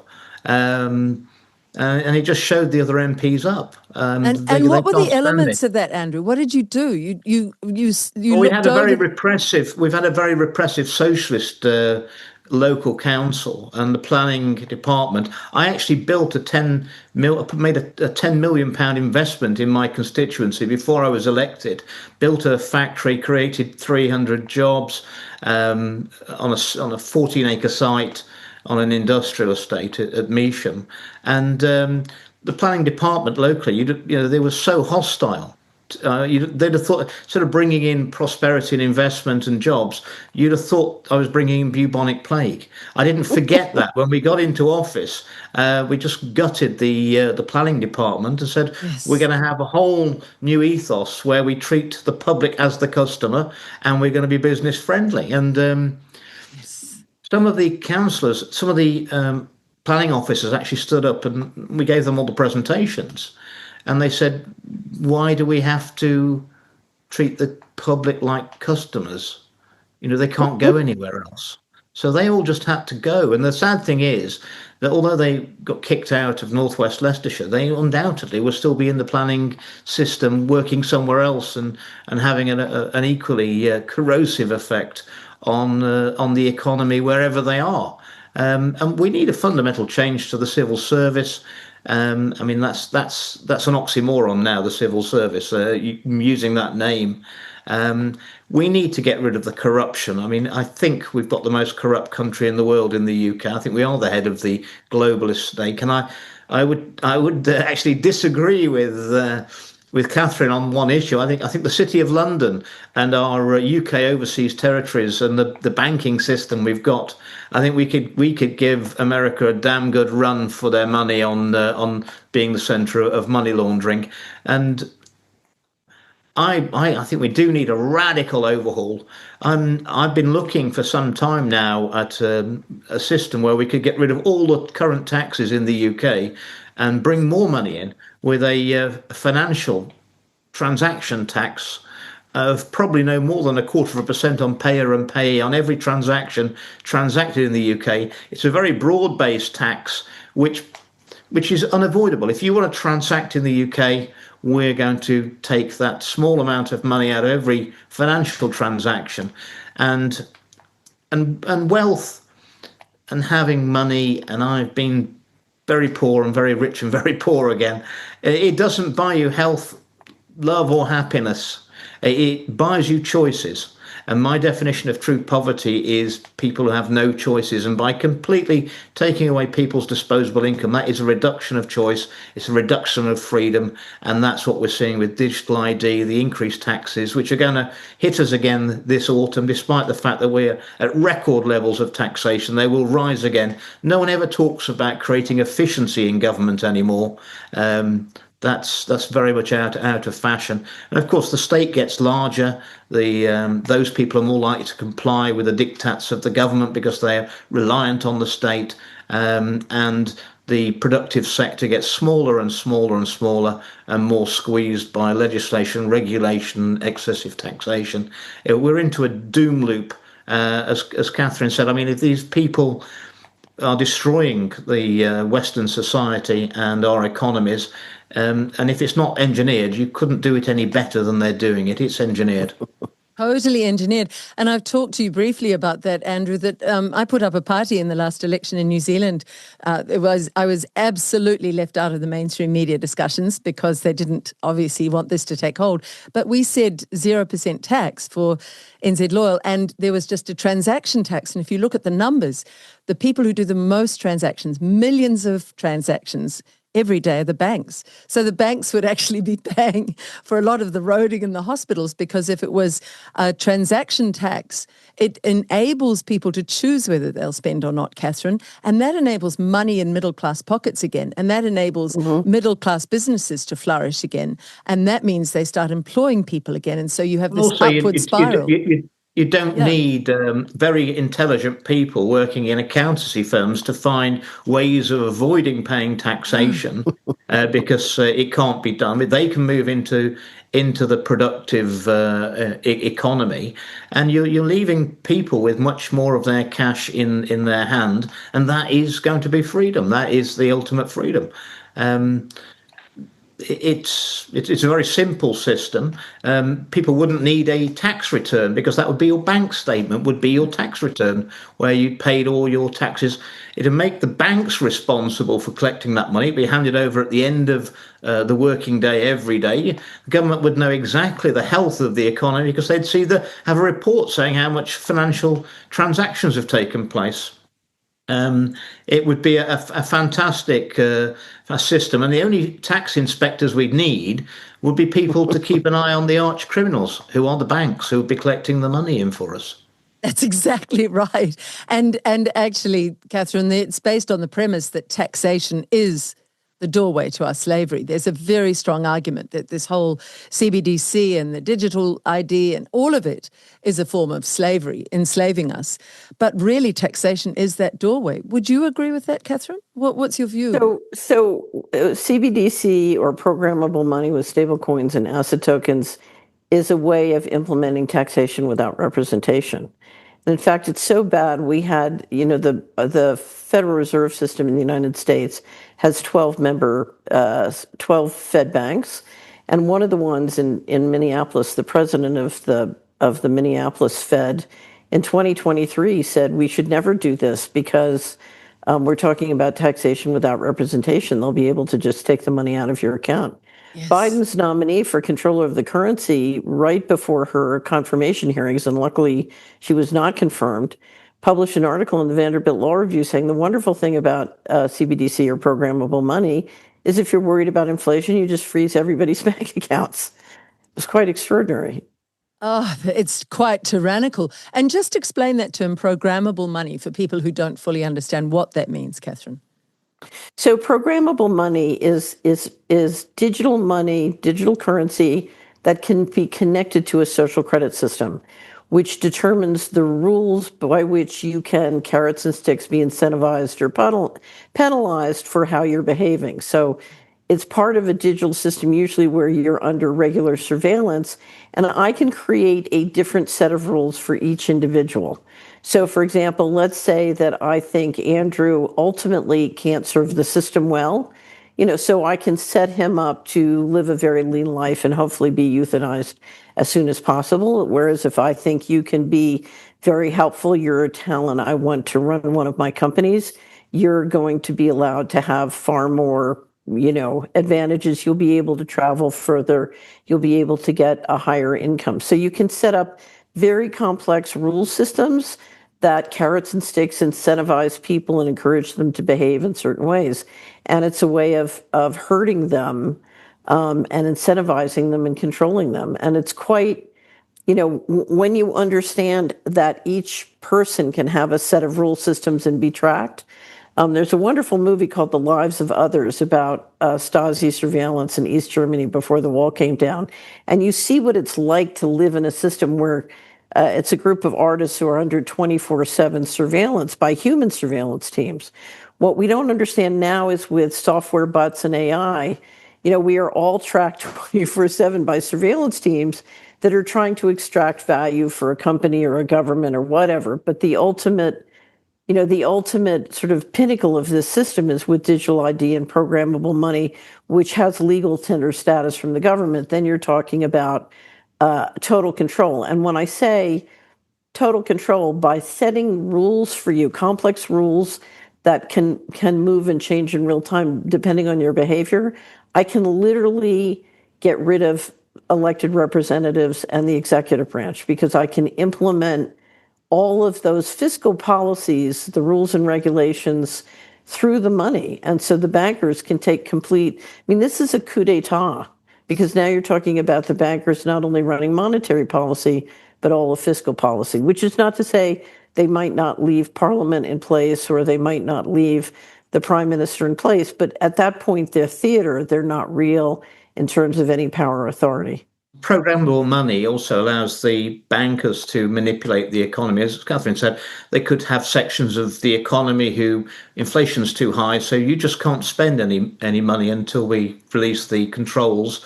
But also, if they wanted to stimulate the economy, they could set your money that they could say, well, if you haven't spent this money by tomorrow, it disappears. And they would keep changing the rules because it destabilizes people and confuses them. And that's exactly what happened about the constant changing of the rules and regulations regarding the restrictions during the pandemic. And that destabilized populations and created the compliance. That no one really knew what the rules were and created confusion. They'll have that over us 24/7 with the digital currency. Could you see? And I would say that all this talk though and fighting back, I think one of the most popular, I'll predict one of the most popular Christmas presents that people will want this Christmas in the UK will be an analog Nokia phone. I don't think the government have passed any legislation that says that you have to carry a smartphone with you. And what we're seeing is record sales in the UK of analog phones.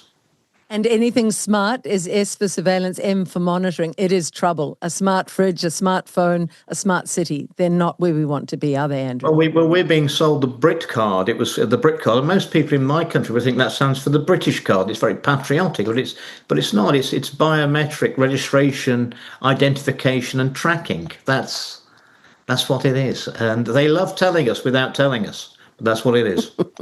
Where did you stand on Andrew's idea, Catherine, for eliminating tax? Because that's a major control of human beings gone.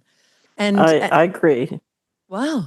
So so a financial transaction tax would work. One of the reasons it could work very well is the banking policies have encouraged an enormous amount of asset speculation. And even though it's a tiny tax, it would be enough to put a damper on that kind of speculation. So I do think I think the more you can simplify a tax and the more you can let a tax be universal and fair, which I think the financial transaction tax would be, I think it's a very good idea. You just have to make sure. It can be modified so that, obviously, Right. where there was a transaction abroad, you wouldn't have the receiving or sending back. You wouldn't have the receiving bank is not in our system because we can't do that to foreign banks. But you'd have to pay 0.5% if you were transacting out of the country. No charge to bring money into the country. My only concern about moving over and getting rid of every tax is the excise duties on tobacco and alcohol. I think probably, dropping cigarettes from £15 a packet to £4 overnight might not be the best thing, and dropping whiskey from 20 odd pounds a bottle to a fiver again might not be the most socially responsible thing. So I'd probably propose that we drop all of those by 20% a year.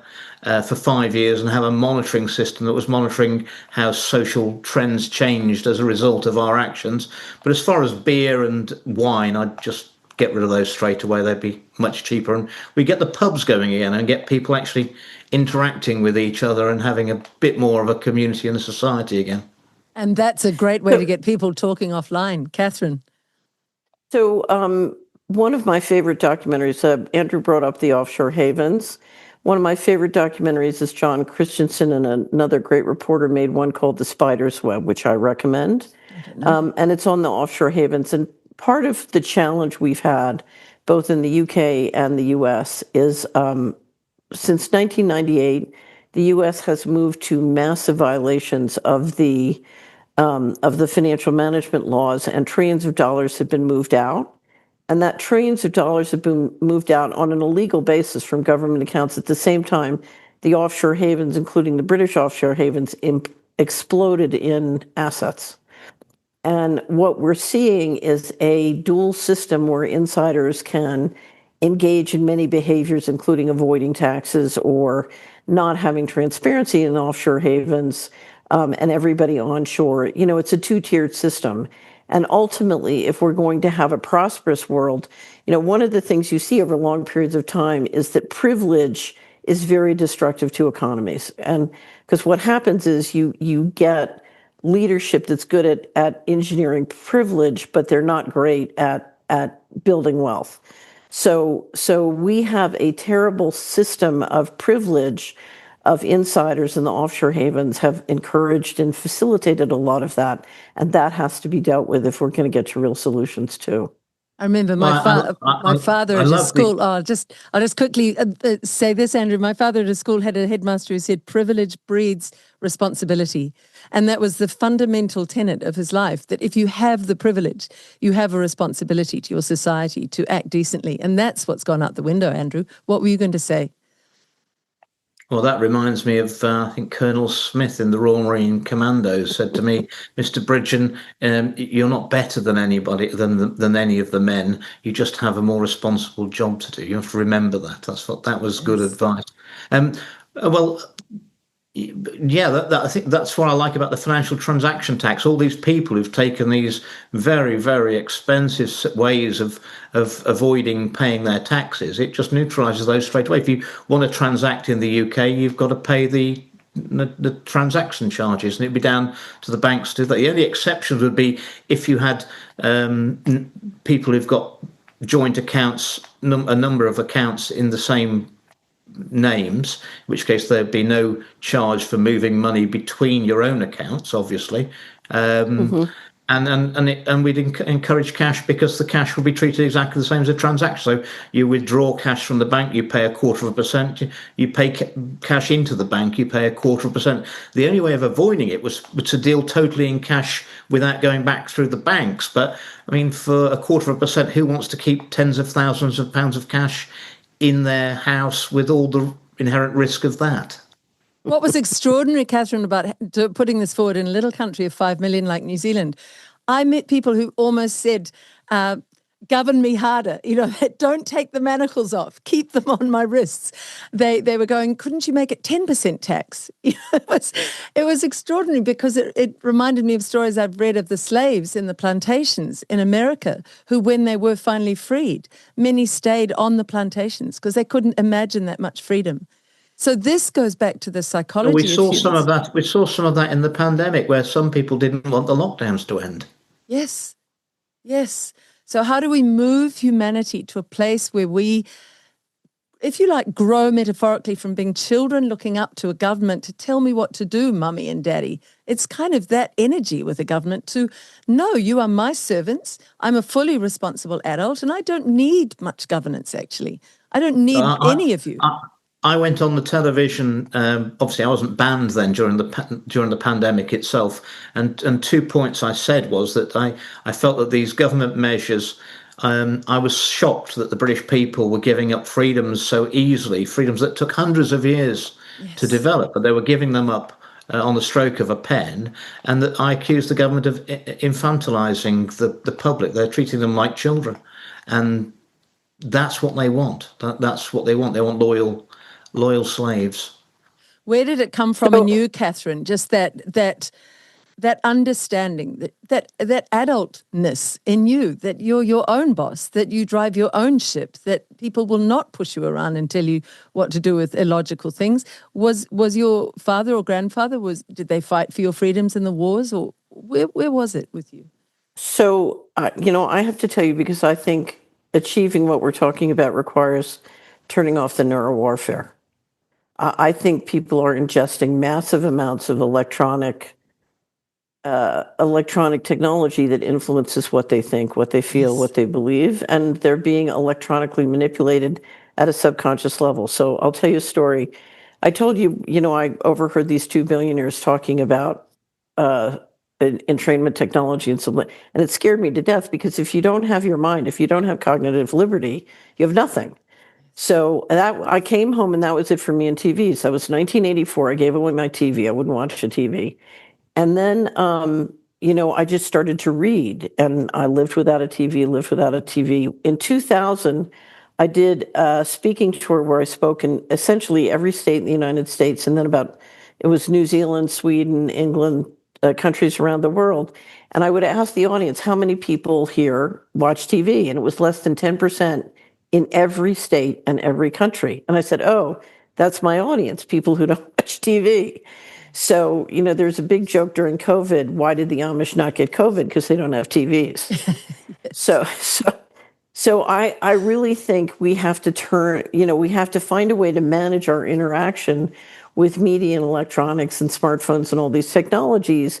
One, we have to know so when I was an investment advisor, this technology would be used to market financial fraud. And if you study financial fraud, what you'll find is a lot of people get tricked into investing their money with these kinds of techniques. And so, but I would literally find a client who you could buy silver at 2.5% over spot, but they wanted to pay 24% over spot.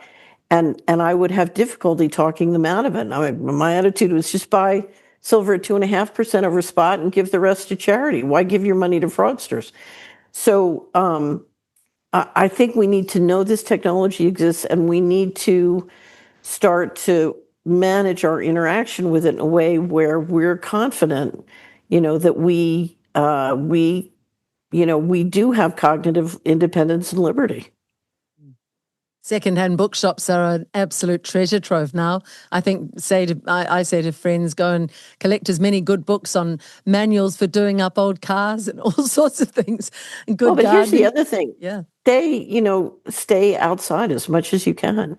Live in nature, go hug a tree. But if you're going to make important decisions, to me, it's very important that you do that offline. You don't do that on, you get away from this kind of technology, these kinds of influence. I just was reading an article. AT&T now says they have equipment that can read your thoughts. Now, I have no idea if that's true or not, but somebody's promoting that. And Schwab has definitely indicated that. He said at one point, we will have technology where we won't need elections because we can predict how you'll vote. That is just shocking.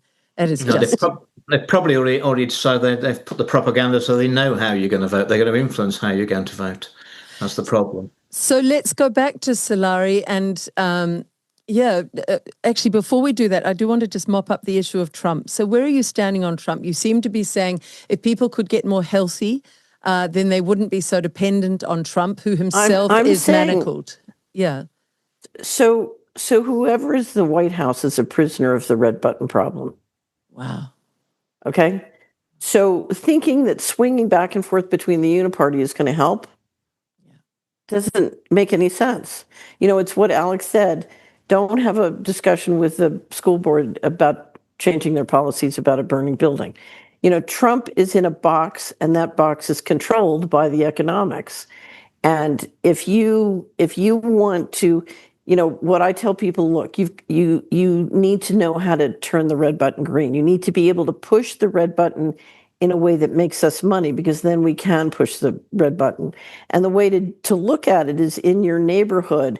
How do you make sure the farmer gets a retail price and you get healthy food? You go direct and you cut out the intermediaries. How do you make sure you get healthcare practitioners who you can trust and get the retail price and you go direct? You're going to have to pay them cash. That's how it works.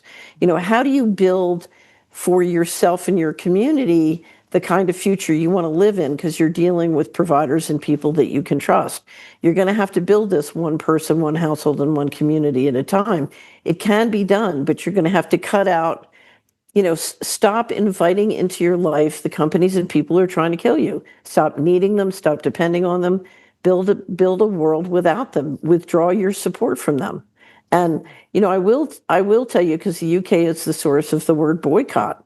I mean, that's what happened. Was the most powerful political tactic, I think, in the world is shunning. And if you look at the power we have to withdraw our support for the machinery, support the people who are telling us the truth, whether they're politicians or media or doctors or farmers, and shift our time, our money, and attention, there could be a revolution. It's not too late. That's profound. And of course, they want us to be shunned, ostracized, if we don't go along with all their digital world and their digital imprisonment. But we're not going to do that. Andrew, what would you add to what Catherine said? Such inspiring words. Well, we're watching the mainstream media around the world is losing credibility. More and more people are doing their own research, to quote Jimmy Dore, and that's why alternative sources of news and media are thriving. And that's made the legacy media more reliant on its funding sources, which a lot of that are the forces who are conspiring against us. So they can't let go of that narrative, and they're in a doom loop. You can see why they're wanting to crack down on digital freedoms. We're going to get to the right solution as long as we can keep our freedom of speech, which is the fundamental freedom. Without that, there is no other freedom. And to have freedom of speech, you need freedom of thought. And to have freedom of thought, you need freedom of information, where you can gather and do your own research and gather the information and come to your own conclusions about matters.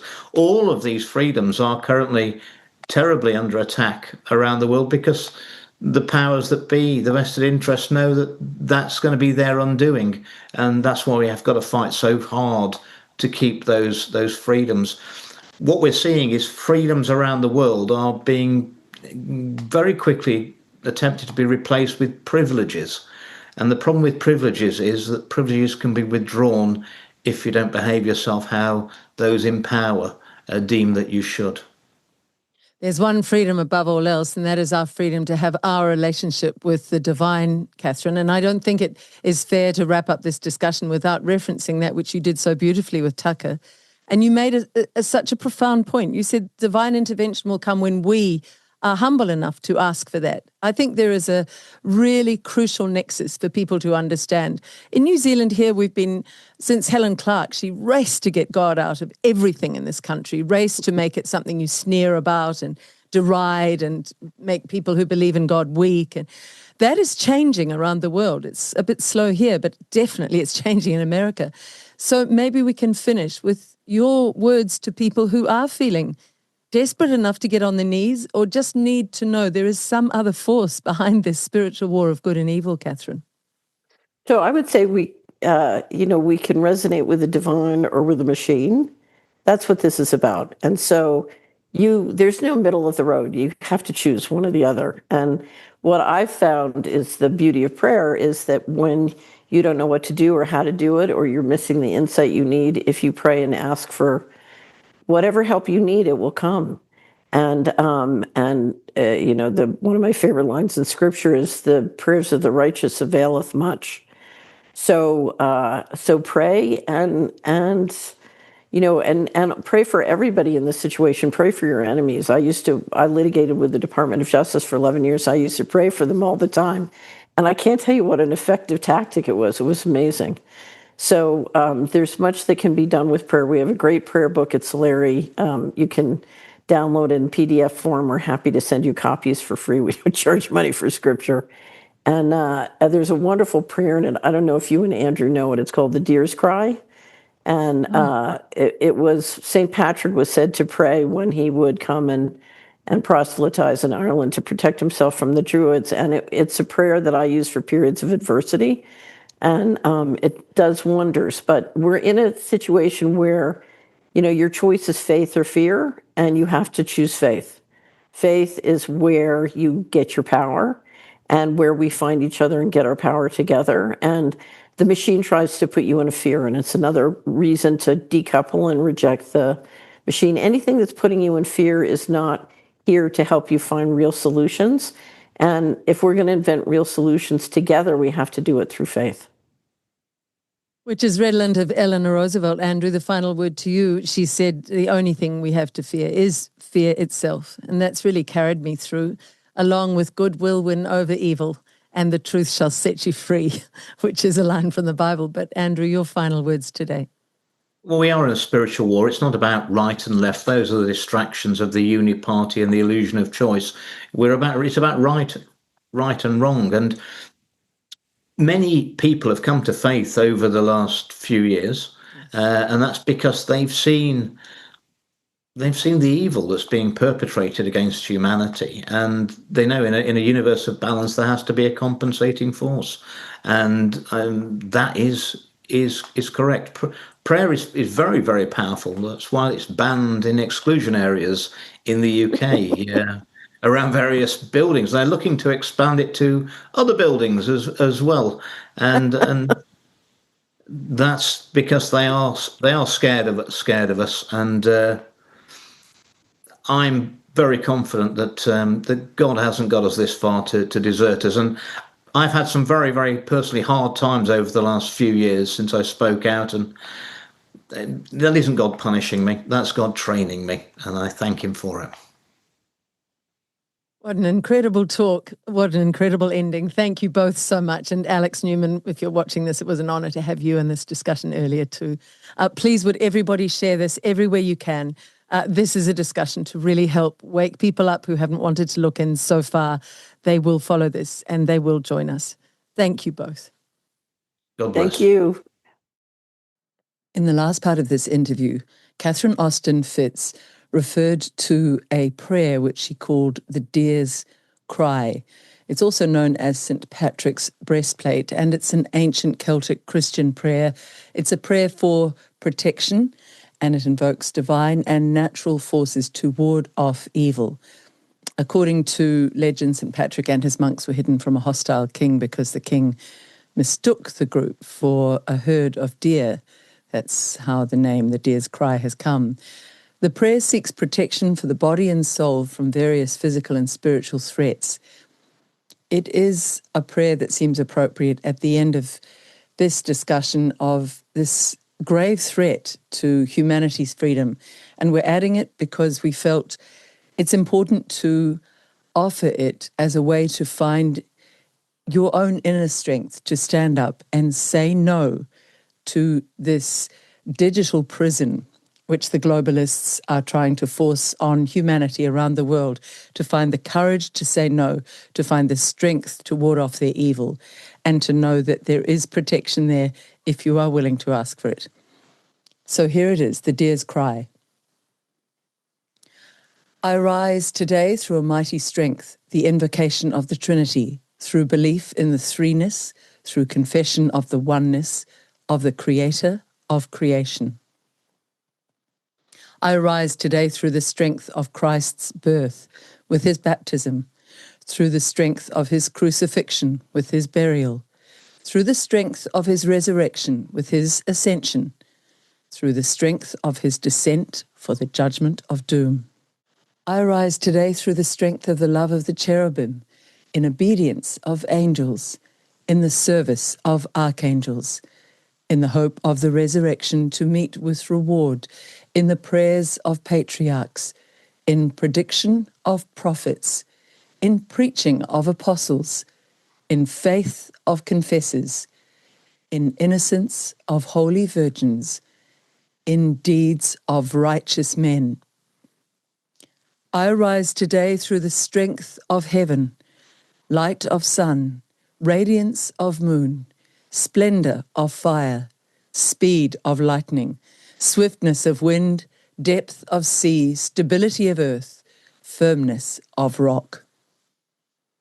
I arise today through God's strength to pilot me, God's might to uphold me, God's wisdom to guide me, God's eye to look before me, God's ear to hear me, God's word to speak to me, God's hand to guard me, God's way to lie before me, God's shield to protect me, God's host to save me from the snares of devils, from temptations of vices, from every one who shall wish me ill, afar and anear, alone and in a multitude. I summon today all these powers between me and those evils, against every cruel, merciless power that may oppose my body and soul, against incantations of false prophets, against black laws of pagandom, against false laws of heretics, against craft of idolatry, against spells of women and smiths and wizards, against every knowledge that corrupts man's body and soul. Christ to shield me today against poisoning, against burning, against drowning, against wounding, so there come to me abundance of reward. Christ with me, Christ before me, Christ behind me, Christ in me, Christ beneath me, Christ above me, Christ on my right, Christ on my left, Christ when I lie down, Christ when I sit down, Christ when I arise, Christ in the heart of every man who thinks of me, Christ in the mouth of everyone who speaks of me, Christ in the eye of everyone that sees me, Christ in every ear that hears me.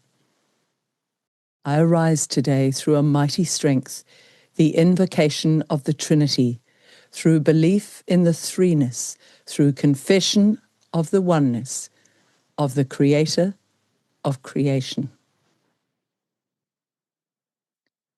The power of that prayer is incredible, as you can feel, as you can hear, as you can witness. And it is our connection with God which the globalists have most tried to break, along with our family connections and our community connections. But above all, they fear our having a relationship with the divine, a direct experience of and relating to the source of all life, to the divine.